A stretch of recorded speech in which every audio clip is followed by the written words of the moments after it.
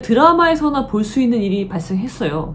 재벌과 권력의 결합. 여러분, 이혼의 핵심은요, 노태우 대통령이 없었다면 SK라는 그룹이 이렇게 클 수 있었을까? 하나도 없다고? 정말? 진짜?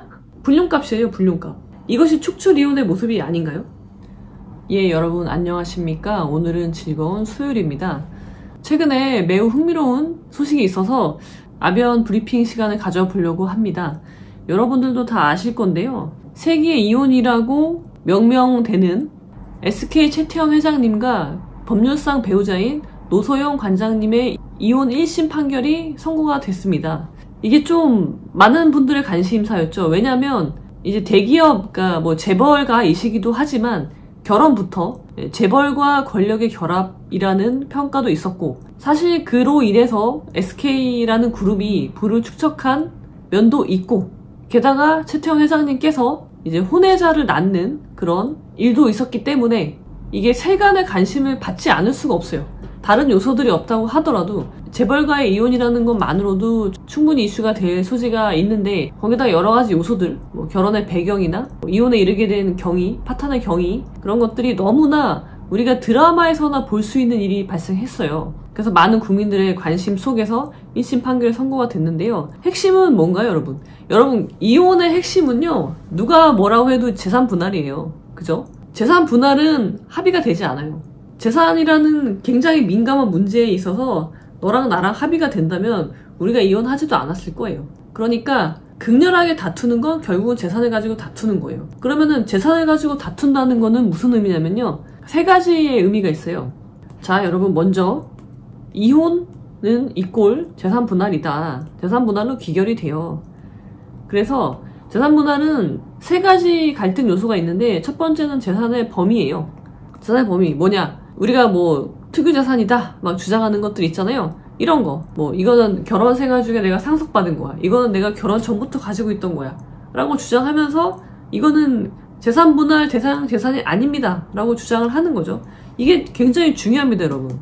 그 다음에 두 번째가 우리가 흔히 말하는 기여도예요. 근데 기여도는 부부가 오래 살면, 결혼 생활이 오래되면 기여도는 뭐 보통 5대5다 뭐 이렇게들 알고 계시죠. 근데 중요한 거는 이 기여도보다도 더 중요한 건 사실 재산의 범위예요. 숨긴 재산이 있으면 찾아내야 되고요. 상속받은 재산에도, 결혼 전에 형성한 재산에도 나의 기여도가 있다라고 주장을 하기 위해서는요, 이게 재산 범위에 일단 드러나야 되는 거예요.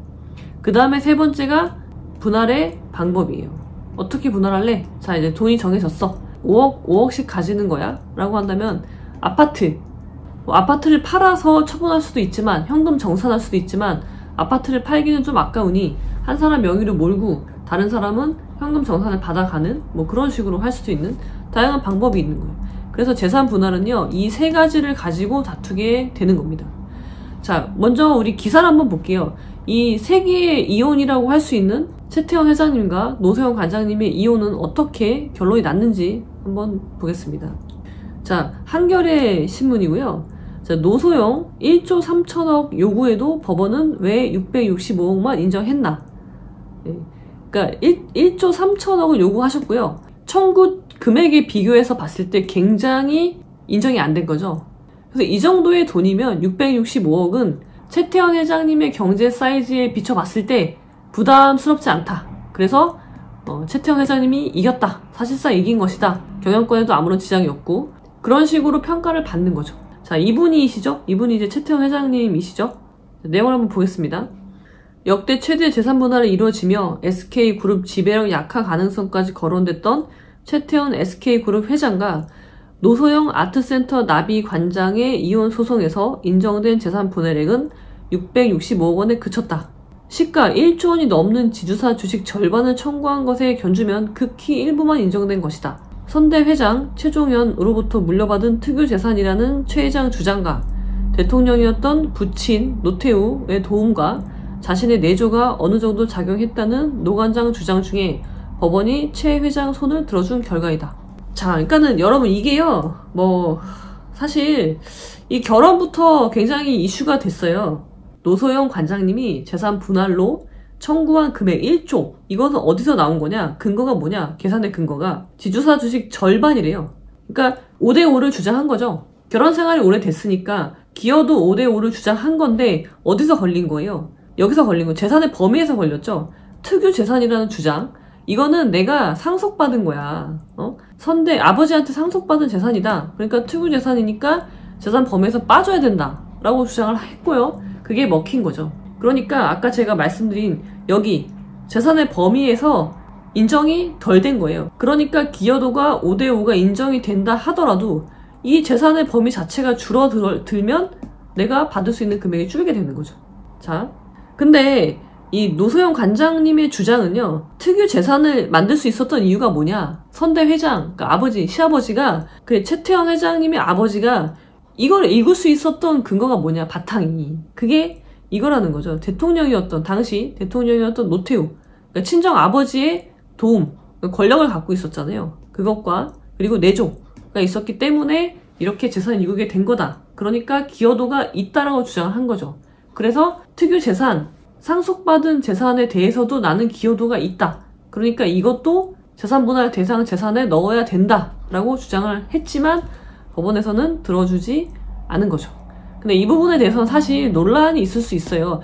근데 누가 봐도요, 사실 SK라는 기업이 당시 절대 권력이었던 대통령의 사위인데 작용을 하지 않을 수가 있을까요? 뭐 여러분들 어떻게 생각하실지 모르겠지만 그런 점에서 궁금증이 있다는 거죠. 이 부분은. 노관장 쪽 청구액 중 대부분은 최 회장이 보유한 SK 주식의 절반인 648만여 주를 달라는 것이었다. 지주사인 SK 주식 지분율이 17.30%인 최 회장으로서는 이혼 소송 결과에 따라 그룹 지배력이 약화될 수도 있는 상황이었다. 그러나 재판부는 노관장이 실질적으로 기여했다고 보기 어렵다며 재산분할 대상에서 SK 주식을 제외했다. 최 회장 쪽은 6일 소송 결과에 대해 회사 지배구조에 영향을 미칠 수준의 금액이 아니다며 안도하는 분위기였지만 이겼다는 거죠. 잘 방어했다는 거죠. 노관장 쪽에 항소에 나설 가능성도 있다. 당연히 이건 항소해야 된다고 생각해요. 이 부분은 분명히 이렇게 된 배경이 무엇이냐. 노태우 대통령이 없었다면 SK라는 그룹이 이렇게 클 수 있었을까? 그 연결고리, 그 기여도에 있어서는 친정의 기여가 분명히 있다고 누구라도 생각을 하지 않을까라는 게 저의 개인적인 생각인데요. 친정의 역할. 여러분, 우리가 지금 이게 액수가 크지만요, 이게 우리한테도 누구한테도 발생할 수 있는 일이에요. 자, 결혼했는데 우리 아버지, 친정 아버지가 이렇게 도와줬어. 물론 금액적인 게 아니니까 바로 증명할 수는 없겠지만 분명히 명백하게 누구라도 그 기여도를 의문이 든단 말이에요. 하나도 없다고? 정말? 진짜? 이게 지금 재벌가의 일이지만 나한테도 발생할 수 있는 일이에요. 여러분한테도. 친정이나 아니면 남자분인 경우에는 우리 본가의 도움이 있었어. 결혼할 때. 그러니까 이런 거죠. 장인어른이 사위의 아버지죠. 사돈이죠. 사돈지간이죠. 사돈한테 어떤 이익을 줬어. 그래서 내 아버지가 돈을 많이 벌게 됐어. 그래서 내가 그걸 상속받았어. 그러면 이게 결혼 혼인으로 인한 인간관계가 아예 없다고 이걸 볼 수가 있나요? 단절시킬 수가 있나요? 인간관계를? 그런 점에서 당연히 항소해서 다투셔야 된다고 저는 생각을 해요. 자, 다만 재판부는 최 회장이 유책 배우자라는 점을 인정했다. 이건 인정 안 할 수가 없잖아요. 아니 이거는 명백한 증거가 있는데 뭐가 증거예요? 혼외자가 증거잖아요. 그리고 뭐 인정하셨잖아요. 혼외자가 있다. 혼외자는 뭔가요? 혼외자라는 의미는요, 법률혼을 내가 하고 있는데, 법률혼을 유지하고 있는데 법률혼의 관계가 아닌 사람과의 관계에서 아이가 있다는 거죠. 혼외자. 그런 상황에서 유책배우자 인정 안 할 수가 있어요? 2015년 최 회장은 언론에 혼외자식 존재를 공개하고 이혼을 원한다는 뜻을 밝혔다. 네, 굉장히 큰 이슈가 됐었죠. 이날 재판부는 최 회장이 노 관장에게 위자료 1억 원도 지급해야 한다고 판결했다. 위자료는 1억 원이 나왔어요. 위자료는 혼인 파탄에 책임 있는 배우자가 상대방의 정신적 고통에 대해 물어야 하는 배상금이다. 가사 전문 변호사는 온갖 잘못이 있는 경우에도 이혼 소송에서 위자료 1억 원이 선고되는 사례는 거의 없다. 거의 없죠. 근데 이걸로 위자가 되나요? 온 국민이 가정사를 알게 된 상황에서 노 관장이 받았을 정신적 고통과 특수성 등을 반영한 것으로 보인다. 물론 반영했지만 1억 원이 잘 안 나오죠. 그런데 여기서 이 최태원 회장님한테 위자료 1억 원이라는 금액은 과연 우리가 느끼는, 우리 같은 평범한 일반 백성들이 느끼는 만큼의 위자료 액수라고 생각을 할까요? 그 정도의 노소영 관장님은 이걸로 유책 배우자로서 책임을 다 물었다고 생각을 할까요? 다만 노 관장은 위자료 3억 원을 청구했었다. 두 사람 사이에는 윤정, 민정, 인근 등 세 자녀가 있다. 모두 SK 계열사에 근무 중이다. 자, 여러분, 우리가 이 사례를 통해서 무엇을 알 수 있나요? 자, 이혼의 본질은 재산 분할이고 결국 이것 때문에 분쟁이 발생을 하는 것이고, 그리고 위자료, 유책 배우자 위자료, 보통은 이 경우에는 1억이 나왔는데 저는 뭐 1억이나 보통 우리가 흔히 말하는 2, 3천이나 별 차이 없다고 생각을 해요.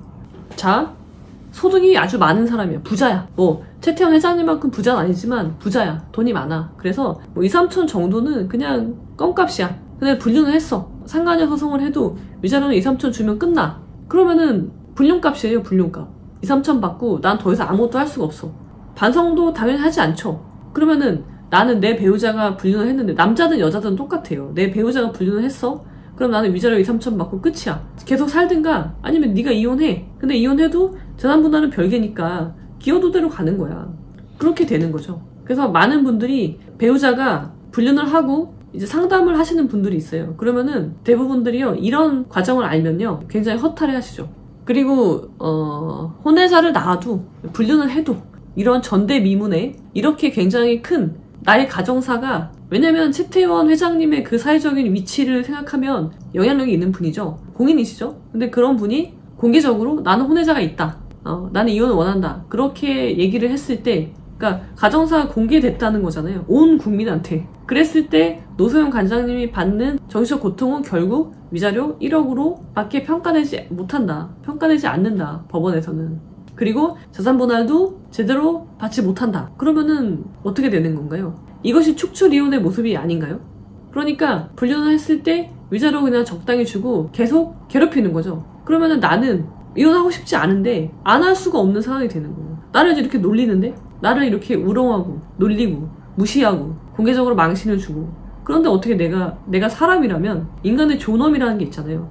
나의 인간의 존엄이 무시당하는데 어떻게 이 결혼생을 유지할 수 있겠어요? 유책 배우자는 이혼을 못하지만 이런 상황에서는요, 남아있는 배우자가 이 결혼생활을 유지할 수가 없는 거예요. 웬만한 멘탈이 아니고서는 결국은 사람이 아니어야 되는 거예요. 그 결혼관계 유지하기 위해서는. 그래서 이 사례가 재벌가의 일이라고만 생각하지 마세요.